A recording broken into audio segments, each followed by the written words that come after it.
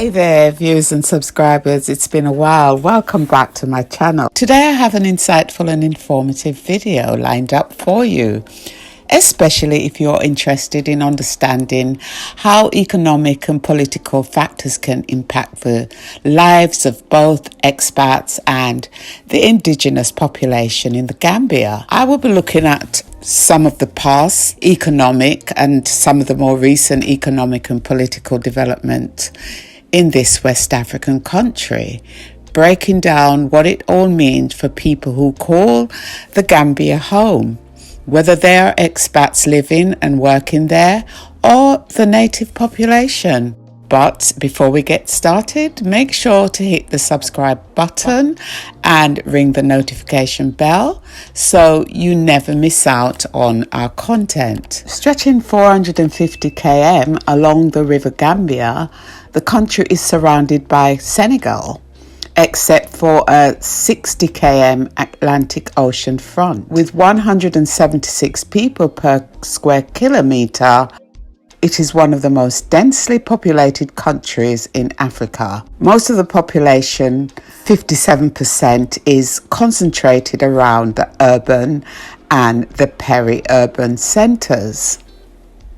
The Gambia is a republic. Under the 1997 Constitution, the President is the head of state and government and is elected by universal suffrage to a 5-year term. The 2016 president election led to the end of the autocratic rule of former President Yahya Jammeh, who was in power from 1994 to 2017. Subsequent political elections took place on December the 4th, 2021. The current president, Adama Barrow, was declared winner by the Independent Electoral Commission with 53.2% of the vote and was inaugurated for a second term on January 19, 1922. So let's talk about the economic growth of the Gambia since 1922. Economic growth in 2022 reached 4.3%, driving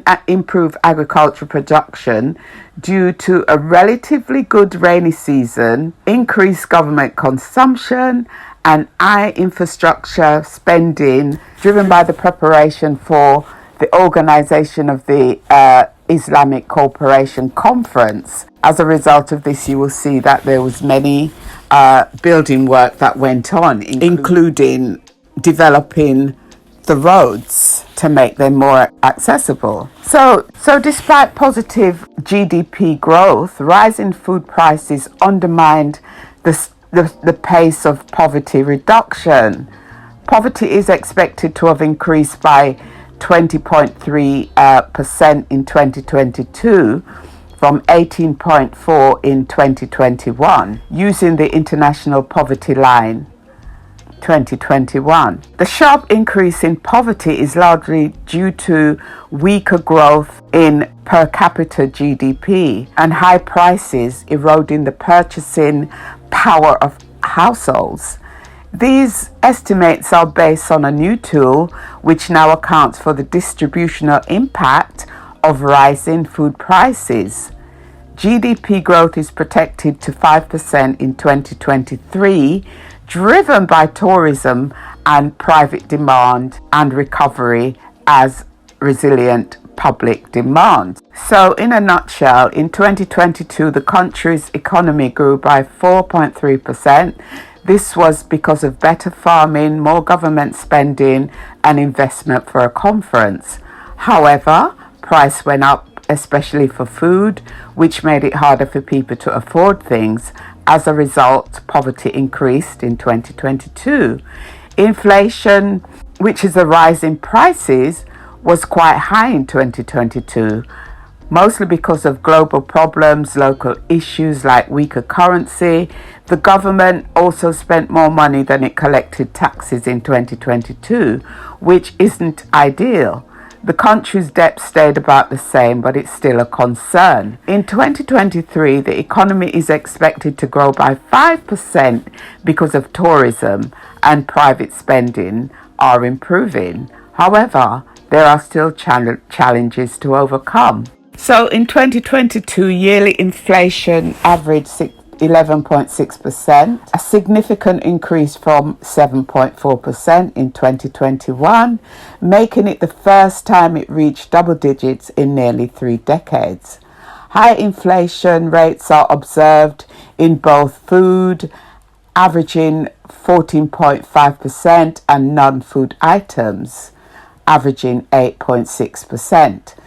These inflationary pressures were primarily attributed to global commodity market fluctuation, local currency depreciation, increased salaries for civil servants, and ongoing structural challenges at the port of Banjul. From that description of, what is going on in the economic and political situation, what are the impact that can affect both expats and the indigenous population, which is the native residents of the Gambia? Economic stability. Expats may be concerned about economic stability, especially if they rely on local employment or investment. High inflation and fiscal deficits can lead to uncertainty and potentially erode the value of their income and savings. Rising food prices and inflation can increase the cost of living for expats, potentially affecting their purchasing power. This could lead to expats needing to allocate more of their income for basic necessities, or buying land or houses, or starting a business. Economic growth and stability can impact job opportunities for expats, as a growing economy may offer more job prospects, while economic challenges can lead to job insecurity or fewer job openings in the country. Political changes and stability can also affect expats. A stable political environment can provide a sense of security and predictability for expats living in the country. The indigenous population may more directly be affected by the poverty rates and the cost of living. Higher poverty rates and increased prices for essential goods can impact their daily lives. Higher poverty rates and increased prices for essential goods can impact their daily lives, making it harder to make ends meet. And I've seen this in many families. Economic growth can potentially create job opportunities for the indigenous population, improving their livelihoods. However, if economic growth does not translate into more jobs or higher wages, it will not benefit them significantly. Government spending and stability can impact the availability and the quality of public services available, such as healthcare and education and infrastructure. A well-functioning government can provide better service to the indigenous population. As we see in the Gambia, there's been social change and political change. Political transition, as mentioned prior, can have a broader social and political impact for the indigenous population.